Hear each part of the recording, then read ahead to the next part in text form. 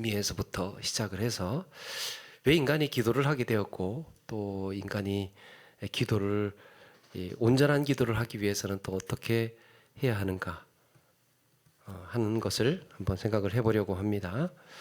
세상에는 기도에 대한 다양한 이해와 형식이 존재해 왔습니다. 기도는 우리 기독교뿐만 아니라 다양한 종교의 이슬람 또 유대교, 힌두교, 불교 할 것 없이 다 기도라는 것을 하죠. 기도는 다 해요. 심지어는 토속 신앙에서부터 수많은 종교들이 뭔가 의존 대상이 없어 보이는 사람들까지도 종종 기도라는 것을 합니다. 때로는 종교에 대해서 부정적이거나 조롱하는 사람들도 이 필요에 따라서는 기도에 대해서는 관대합니다. 종교는 부정하는데 기도는 때로는 괜찮다는, 오래전에 한 연구기관에서 이런 연구 결과가 나왔습니다. 무신론자들에게 물어봤더니 30% 정도가 가끔 기도를 한다고 그렇게 인정을 했답니다. 안 믿는 사람들도 한 30%는 한 번씩 기도를 한대요. 놀라운 것은 그 중에 17%가 규칙적으로 기도를 한다는 것도 조사가 됐습니다. 그리고 인생을 이해하고 성숙해지면서 나이가 들수록 기도의 의존은 더 높아진다는 거예요. 그 삶을 이해하고 세상을 알아가면 알아갈수록 더 기도하는 비율이 더 커진다는 거죠. 이런 말이 있습니다. 참호에서는 무신론자가 없다. 참호 아시죠? 전쟁 중에 파놓은 그 참호 속에서는 무신론자가 없대요. 생사를 오가는 절박한 위기에 몰리면 누구나 신을 찾거나 누군가 구해줄 대상을 본능적으로 사람들은 찾는다는 겁니다. 그렇다면 인간의 내면에는 내가 어디를 향해 또 누구에게 기도를 하는 것인지 알지 못한다고 하더라도 기도의 본능이 있는 것은 아닐까 생각을 해봅니다. 신학자 칼바르트라는 사람은 이것을 하나님을 향한 불치의 향수병이라고 했습니다. 하나님을 향한 불치의 향수병. 인간에게는 하나님을 향하는 이런 불치의 향수병이 있다. 그런가 하면 심리학자들은 기도를 어떻게 볼까? 여러 사람들이 있는데 특별히 우리에게 많이 알려진 이 프로이트라는 사람, 이 사람은 기도를 환경에 적응하고 자연의 힘을 통제하는 방편이라고 말합니다. 그들이 말하는 기도는 인류가 생존하기 위해서 일종의 몸부림 같은 거라는 거예요. 살기 위해서 발버둥 치거나 몸부림치는. 그런데 이게 이제 진화론으로 생각을 해서 시간이 지나면서 그런 몸부림이 조금씩 세련되어져 왔다. 그리고 나중에는 명상의 형태로 그렇게 진화해 왔다고 주장을 합니다. 말하자면 그들의 표현대로라면 기도를 신경증 환자의 사고방식과 비슷한 반응으로 이해를 했습니다. 신경증 환자의 사고방식. 그러니까 약간 이성적이지 못한 비정상적인 사람들이 생각하는 방식이래요. 그런데 팀 켈러 목사님의 책을 보다가 독일의 종교학자 프리드리히 하일러라는 사람을 소개를 하는데 그는 이제 기도를 두 가지로 소개를 했습니다. 하나는 신비적인 기도랍니다. 그가 말하는 신비적인 기도는 인간과 신 사이의 간격을 계속해서 좁혀가서 인간의 성품이 녹아 없어지는 것이랍니다. 그러니까 하나님과 가까워지면 가까워질수록 신인 합일이 되어서 인간의 성향 이런 것들이 없어지는 것. 이것을 이제 이 내면이 정화되면서 인간과 완전히 하나가 되는 이런 것이 이제 목적이다. 이 신비적인 기도라는 게 그런 거다라는 이야기를 합니다. 인간이 나중에 이제 신의 일부가 되는 거죠. 또 하나는 예언적인 기도가 있답니다. 예언적인 기도는 나라는 존재 밖에서 하나님을 찾는 거예요. 아까 신비적인 기도는 내면에서 뭔가를 찾는 것이고 예언적인 기도는 나라는 존재 밖에서 신을 찾는 것. 그래서 열정을 다해서 이 외적으로 표출을 하는 거죠. 막 부르짖는다거나 간청을 하는 형태로 하는 것이 예언적인 기도랍니다. 그가 말하는 예언적인 기도는 신과 하나가 되는 것이 목적이 아니라 마치 어린애가 부모를 따르듯이, 부모를 쫓아서 찾아가듯이 그렇게 하나님께 나아가는 것이랍니다. 그래서 신비적인 기도는 나와 신의 경계를 허무는 쪽으로, 하나님, 신과 하나가 되는 쪽으로 향한다라고 한다면, 예언적인 기도는 신과 나를 더 큰 간격으로 구별시키는 거죠.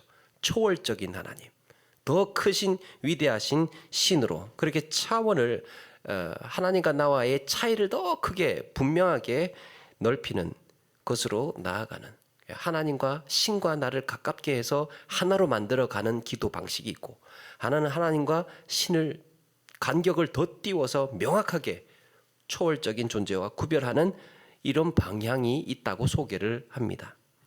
자, 우리는 이쪽일까요? 이쪽일까요? 기독교에서 말하는 기도는 신비적인 기도에 가까울까? 아니면 예언적인 기도에 가까울까? 시편 131편 2절에 이렇게 말씀합니다. 다윗의 노래 중에 실로 내가 내 영혼으로 고요하고 평온하게 하기를 젖된 아기가 그의 어머니 품에 있음 같게 하였나니 내 영혼이 젖된 아이와 같도다. 내 영혼으로 고요하고 평온하게 하기를. 그러니까 뭔가 고요하고 평온하게 신비적인 기도 쪽에 가까워 보이는 듯합니다. 시편에서 다윗은 하나님 안에서 깊은 평온을 누리고 마치 젖된 아이가 엄마 품에서 곤히 잠든 것처럼 느꼈다, 이렇게 고백을 합니다. 그런가 하면 조나단 에드워즈라는 사람은 그의 책에서 이런 고백도 합니다. 이건 자기 고백인데 이제 조금 줄여서 소개를 해드리면, 하나님을 묵상하며 기도하다가 그리스도의 성품이 이루 다 말할 수 없을 만큼 뚜렷하게 나타났대요.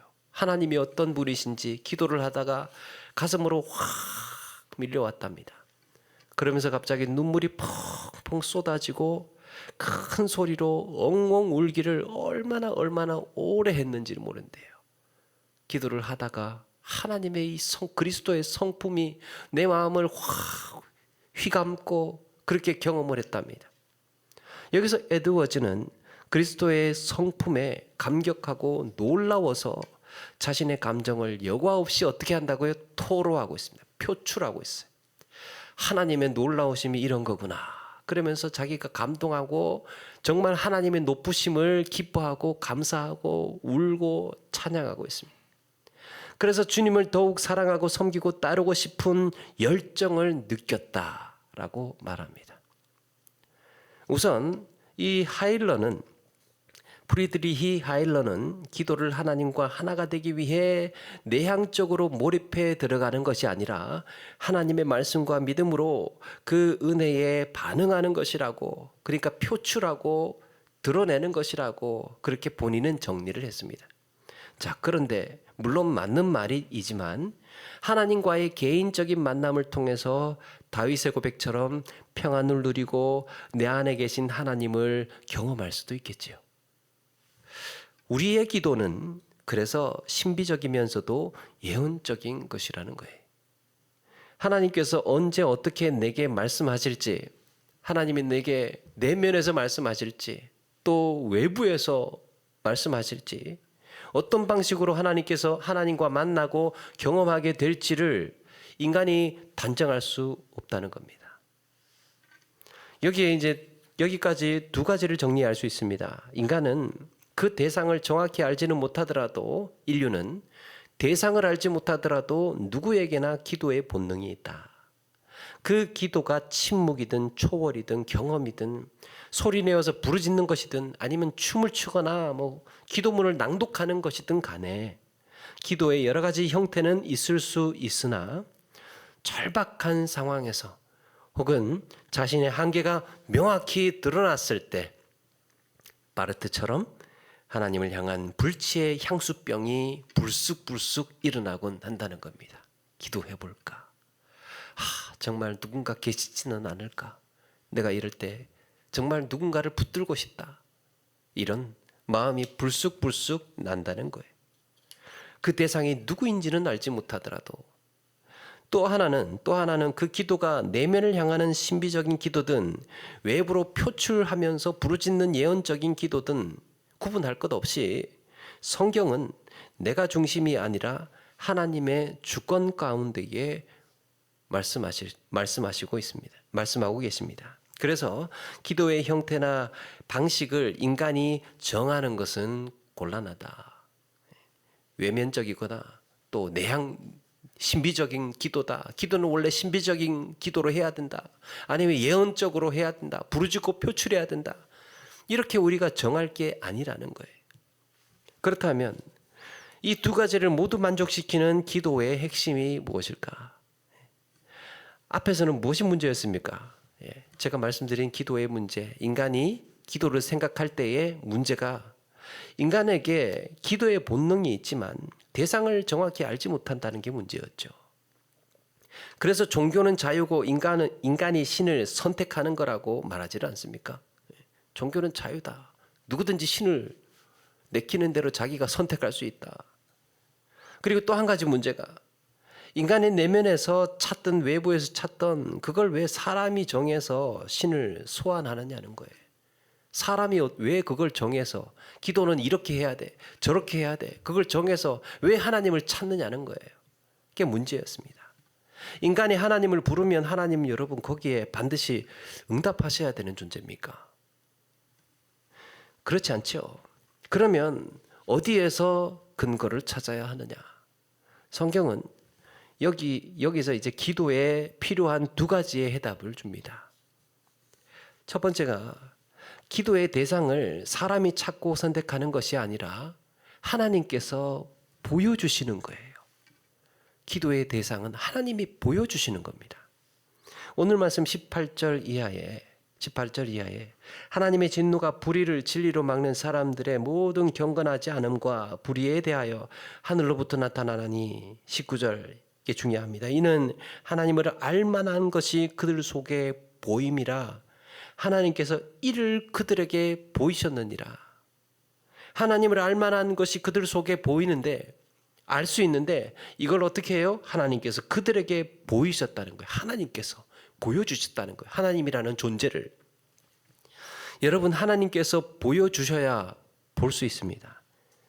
하나님의 존재를 하나님이 친히 가르쳐 주셔야 우리는 알 수 있는 줄로 믿습니다. 사람은 하나님이 보여주시지 않고 가르쳐 주시지 않으면 하나님의 존재를 몰라요. 하나님이 알려주신 거예요. 그래서 오늘 말씀 20절에도 창세로부터 그의 보이지 아니한 것들 곧 그의 영원하신 능력과 신성이 그가 만드신 만물에 분명히 보여 알려졌나니 그러므로 그들이 핑계하지 못할지니라. 핑계댈 수 없대요. 16세기 종교개혁자 존 칼빈은 모든 인간에게는 디비니타티스 센슘 이게 라틴어 같은데 신적인 존재를 알아보는 지각이 있다고 그랬습니다. 신적인 존재를 알아보는 지각이 있다. 이런 감각, 직관, 지각 이런 것들이 있다는 거예요. 인간의 마음에 신성을 감지하는 본성이 원래부터 있다. 하나님의 형상대로 지음받은 인간은 처음부터 하나님과의 관계를 맺고 하나님과 함께 땅에 충만하고 땅을 정복하고 다스릴 수 있는 존재로 설계되었다는 거예요. 성경을 연구해 보니 칼빈의 말입니다. 처음부터 그래서 하나님께서 사람을 지으실 때 처음부터 하나님을 알만하도록 알 수 있도록 그렇게 지어 주셨다는 거예요. 그런데 어떻습니까? 죄가 세상에 들어오고 타락하면서 영적인 시력이 흐려지고 인간의 교만과 탐욕은 더 하나님을 아는데 미련하고 둔하게 만들어져 버렸습니다. 그럼에도 인간은 하나님에 대한 신의식이 남아서 비록 여러 가지 몸부림으로 하나님을 찾고 신을 만나려고 애를 씁니다. 물론 이것이 하나님을 향한 온전한 기도라고 보기는 어렵지요. 안 믿는 사람들이 뭔가 비나이다 해서 기도한다고 온전한 기도라고 보기는 어렵잖아요. 그럼에도 우리 앞의 내용과 큰 차이가 있습니다. 앞에서는 기도의 본능이 기도의 본능이 원천적으로 인간에게서 시작됐다는 거예요. 기도의 본능이.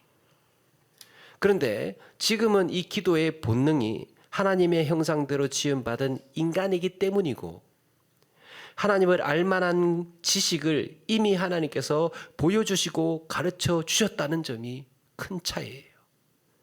기도를 왜 하느냐?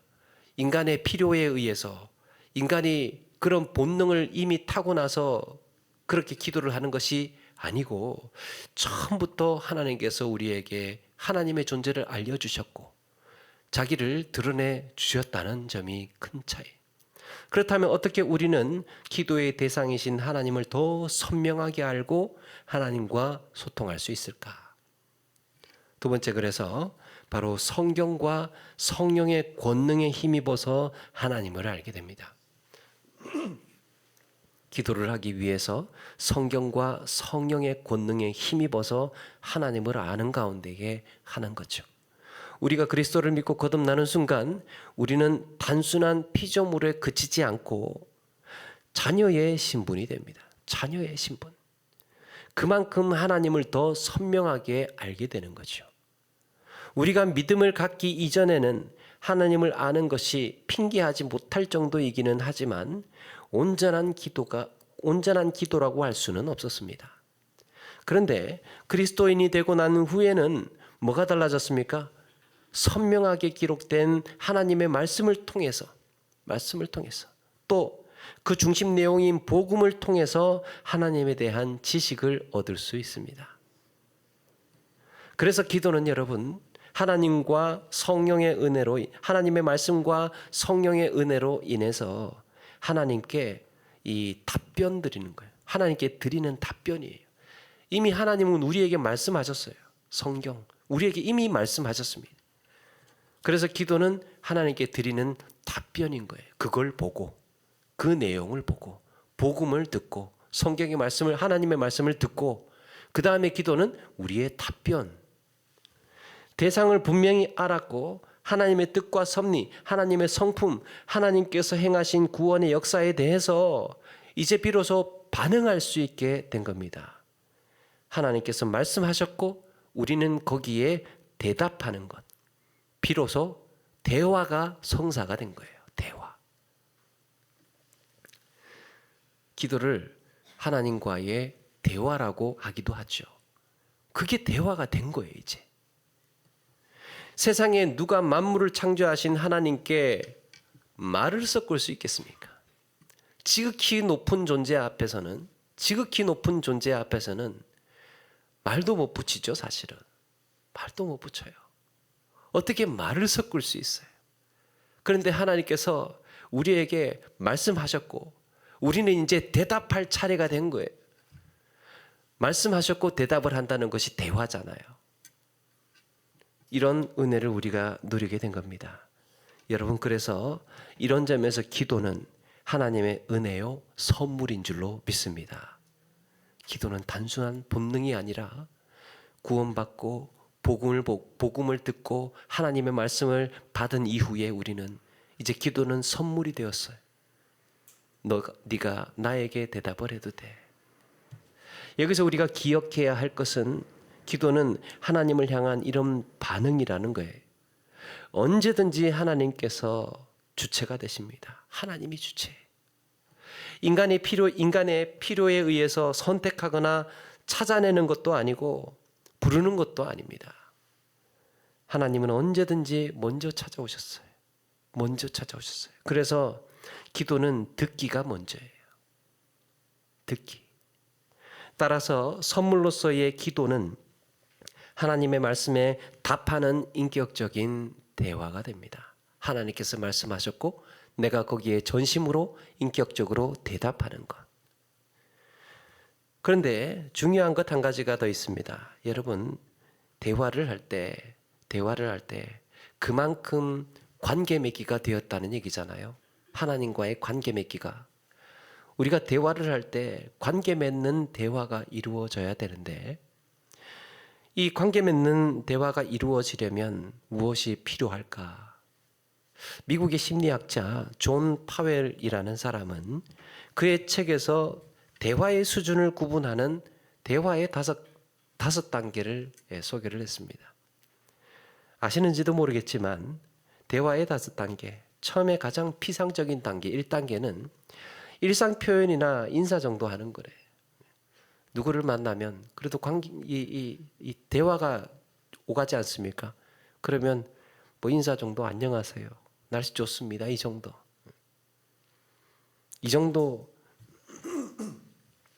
대화를 나누고, 그러니까 안면이 있는 정도면 할 수 있는 수준입니다. 얼굴 아는 정도의 수준 대화. 2단계는 정보 교환 수준이랍니다. 정보를 나눠요. 정보를 나눈다는 건 뭐 어디에서 사고 났다더라, 오늘 날씨가 어떻다더라, 야구는 누가 이겼다더라, 뉴스 얘기, 뭐 어디에 뭐가 맛있다더라, 옷은 뭐가 잘 팔린다더라, 집값은 어디가 싸대더라, 뭐 이런 얘기예요. 이런 이야기 여러분 얼마든지 할 수 있죠. 얼마든지 할 수 있는데 대화의 질은 그렇게 높지 않답니다. 그렇지 않습니까? 이런 정보 주고받는 거 막 수다 떠는 이야기들 얼마든지 2시간, 3시간씩 할 수 있는. 그런데 친구들을 만나도요, 대부분 대화가 이 정도랍니다. 친구들 만나도 이런 대화 나누는 거래요. 그냥 사는 이야기, 뭐 이런저런 있었던 이야기 하는 거죠. 뭐 이 정도 대화의 수준. 그리고 이제 3단계 조금 더 깊어지면 의견을 나누는 대화가 된답니다. 의견을 나누는 단계. 나는 이건 이렇게 생각해. 너는 그걸 어떻게 생각해? 그러니까 사실 보통 2단계 정도의 대화에서는 자기 의견을 잘 이야기하지 않는 경우가 뭐 대부분이죠. 자기 의견 이야기하잖아요. 그냥 상대방이 좋으면 좋은 거예요. 그러냐? 아, 좋다. 뭐 나도 좋다. 내가 좋든 안 좋든 별로 상관없이 그게 그냥 좋은 거예요. 자기 속마음을 잘 드러내지 않습니다. 근데 3단계가 되면 의견을 낸다는 것은 자기 속마음을 이야기한다는 거죠. 그래서 이제 그때부터는 속마음을 조금씩 말하면서, 근데 속마음을 열면 문제가 좀 생겨요. 속마음, 내가 진짜 진심 어린 이야기를 했는데 상대방이 거절을 하는 경우에 나는 거절감을, 박탈감을, 이런 걸 느껴요. 처음엔 차라리 기대하지도 않고 뭔가 바라지도 않은 정도에서는 이러든지 저러든지 괜찮아요. 그런데 내 생각 이야기하고 난 이런 거 좋다, 이렇게 하는 게 옳을 것 같다, 저렇게 가야 된다, 그렇게 이제 이야기를 꺼냈는데 거절을 당합니다. 나 딴에는 좀 친하다고 해서 말을 꺼냈어요. 좀 동의해 줄 것 같아서 이야기를 했는데 웬걸 몰라주고 외면하고 업신여기고 무시한다는 걸 이제야 알고 뭐 이렇게 자기 속마음을 이야기를 했는데 잘 받아들여지지 않을 때 3단계. 그래서 그렇게 거절감 느끼고 서운해할 수 있는 단계라고 합니다. 근데 여기에서 이제 좀 더 친해지는 경우가 있어요. 좀 더 친해지는 경우 4단계가 되면요. 4단계가 되면 이것보다 조금 더 깊어지는 대화의 단계는 속마음을 이야기를 한다는 거예요. 자기 속마음. 이때는 정말 감정이 나옵니다. 감정이 나오는데 사실은 요즘 좀 힘들어. 이런 이야기를 하는 거예요. 좀 힘들어. 나 진짜 사실은 그때 좀 슬펐어. 정말 그리고 내가 얘기하는데 당신은 참 좋아. 내가 좋아해. 이걸 진심으로 이렇게 이야기를 하는 거죠. 이게 속마음을 공유하는 단계예요. 속마음을 4단계, 속마음을 공유하는 단계.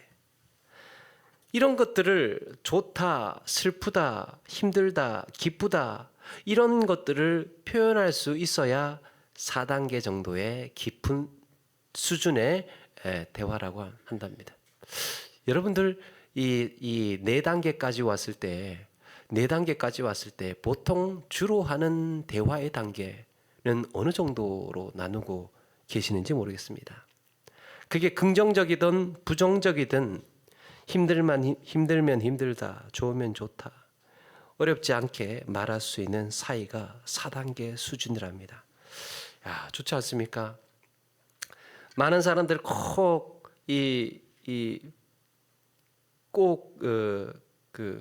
많은 사람들은 보통 이제 그 3단계 정도에 머무는데 자신이 다칠까봐, 자신이 실망할까봐 그래서 3단계 정도로만 이야기를 하고 오픈 마인드를, 진짜 감정 오픈 마인드를 하지를 않죠. 이 정도만 돼도, 그런데 이 4단계 속마음을 공유하고 이 정도만 돼도, 자신의 정말 본심의 이야기를 하는 정도만 돼도 이 상당히 가까운 사이라고 할 수 있죠. 그런데 5단계가 있습니다.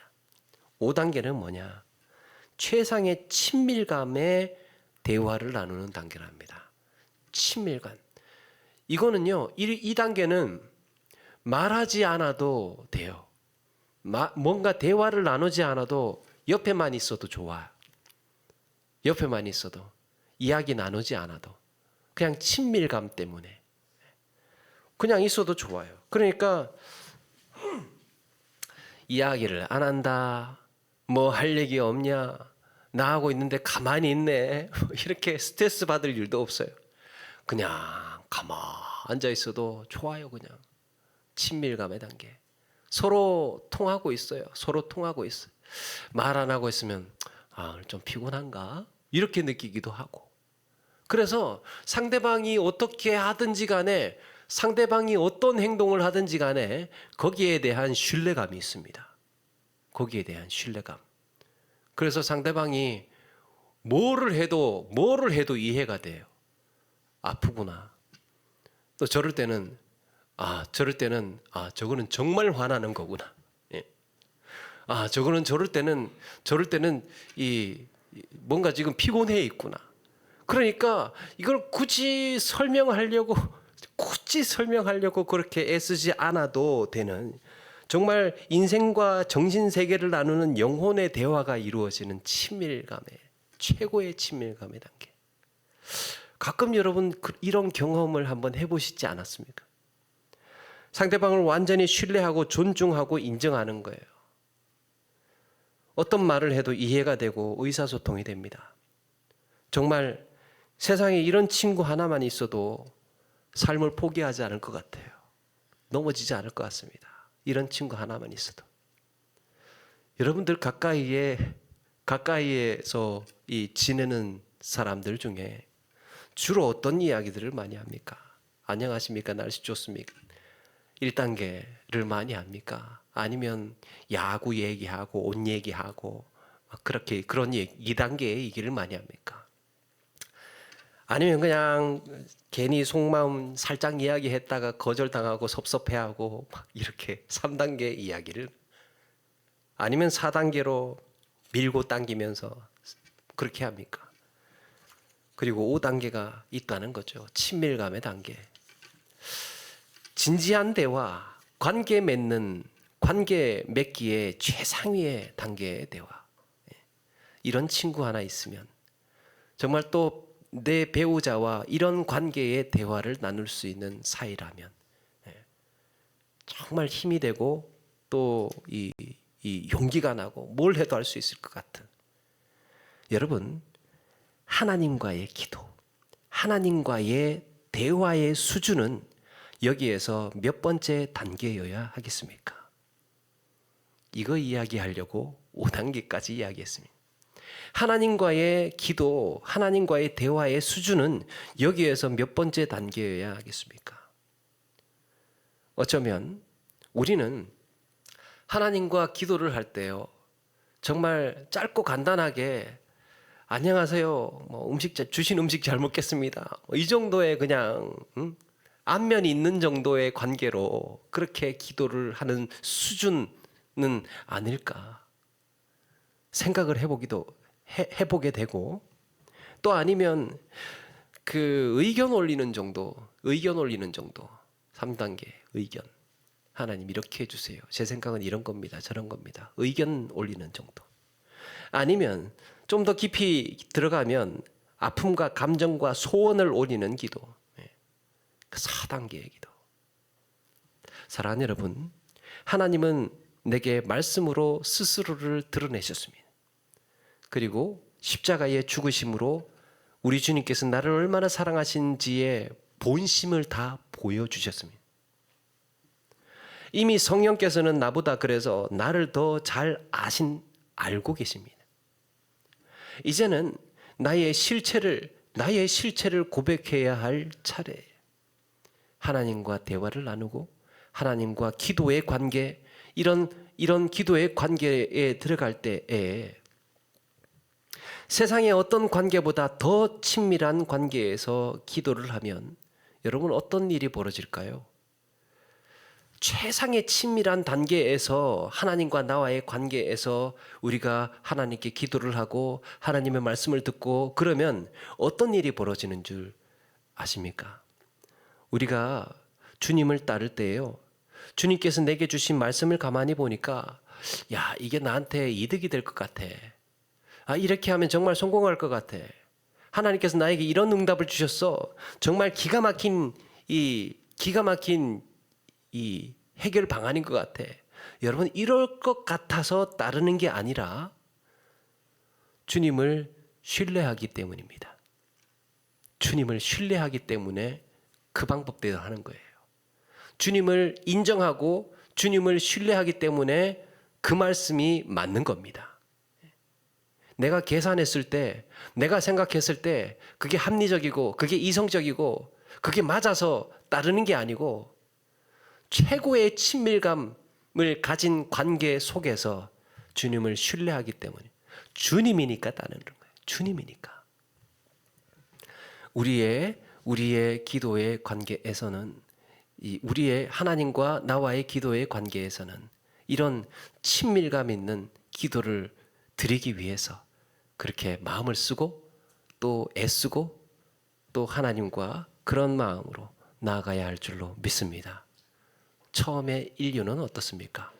하나님을 알지 못하는 사람들은 대상이 누군지도 모르고 정확히 하나님을 알지도 모르고 정말 먼 관계, 언제 한번 안면만 튼 정도에서 하나님이라도 혹시 계시면 좀 들어주시든지 아니면 자기가 막 애써서 몸부림쳐서 막 힘써서 내가 이만큼 기도를 하는데 하나님이 계시면 들어주셔야 되는 거 아닙니까? 막 이런 식으로 하나님과 기도를 나누는 것이 아니고 성경에서 우리에게 가르쳐주는 기도는 최고의 친밀감이 있는, 최상의 친밀감이 있는 하나님이기 때문에 그 말씀을 내가 믿고 하나님이기 때문에 내가 거기에 따르고 하나님이기 때문에 어떻게 하시든지 간에 그게 맞는 이런 신뢰의 관계에서 우리는 기도를 하게 되는 것인 줄로 믿습니다.